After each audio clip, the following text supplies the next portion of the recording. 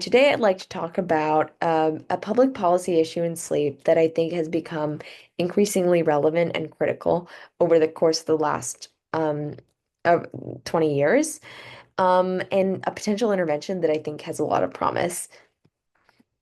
So today I'm talking about sleep deprivation in teens, and there are four big ideas I want to get across today. First is that teenagers have become chronically sleep deprived, and this epidemic has sort of only gotten worse over the past 20 or 30 years. Second, there's an alarming interaction between mental health issues and sleep deprivation. And both of these ideas sort of set me up for three, which is why you should care that teens are sleep deprived. And that's that it's a serious public health risk and beyond just, the teens who are affected. And so finally, I'd like to discuss a intervention for teen sleep that has a lot of promise. And that's delaying high school start times. So to begin with, I'd like to explain a couple of theories for why teens are chronically sleep deprived. It's true that this sleep deprivation is at its worst. And at this point, 80% of teens fail to get their 8 hours in. And from what I've seen, there are maybe three explanations in the literature for why this is the case. One is that certain environmental factors have changed, the timing and intensity of biological shifts during puberty, and these have sort of like made it harder for teenagers to align their circadian clock with the rhythms of everyday life. This explanation is a little bit less common than two and three, which are that higher academic and extracurricular demands have really constrained schedules, causing sleep deprivation. And probably what takes the cake here is the use of technology. Technology use increases light exposure, increases anxiety, especially among girls, and and is a real distraction. And so this really explains, especially the sleep deprivation increases over the last 10 years, um, and the changes in reported causes of sleep deprivation. Previously, it used to be time with friends, now it's screen time.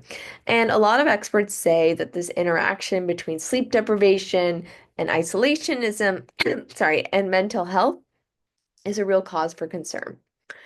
And to bolster this claim, I want to dig into why the sleep and mental health epidemics are linked. Is that sleep deprivation can cause poor mental health. And this is pretty properly substantiated. Sleep deprivation basically leads to an increased risk of every mental health disorder, increased risk of mood instability, and has been linked to sorts of behaviors that can are also causally um, identifiable as mental health triggers, like substance abuse and unsafe driving. At the same time, sleep deprivation is a known clinical effect of many mental health disorders like anxiety and depression.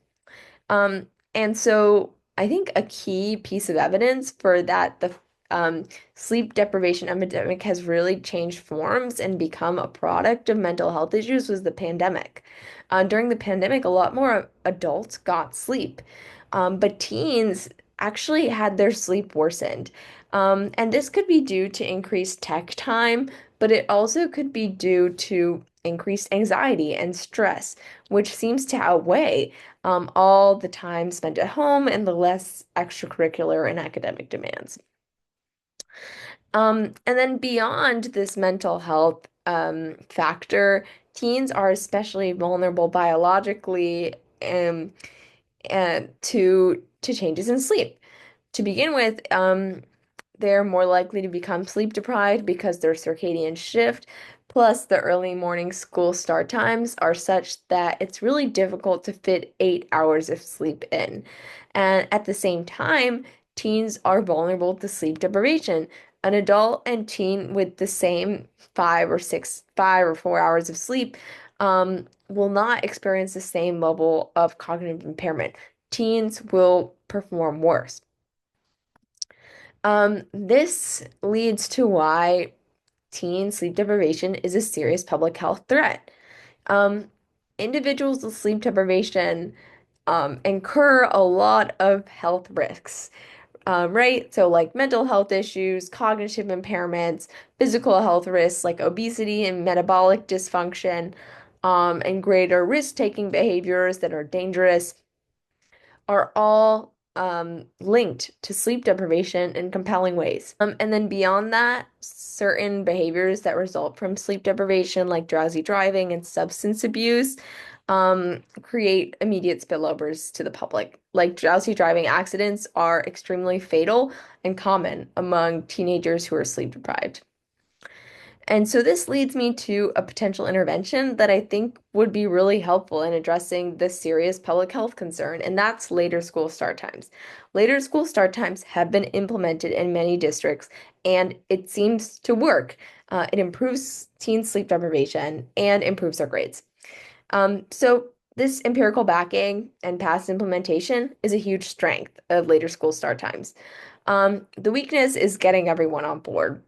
As you can see in this graph, not all states feel the same about later school start times, which presents a hurdle to actually implementing or enacting legislation to make the change. At the same time, there are some divides among different interest groups in terms of support for later school start times. For example, more than a third of teachers actually want earlier school start times. So it will be important to see the effects and success of ongoing later school start times on students' mental health and public health in order to present an even more compelling case for getting this intervention in action. Thank you, and these are my references.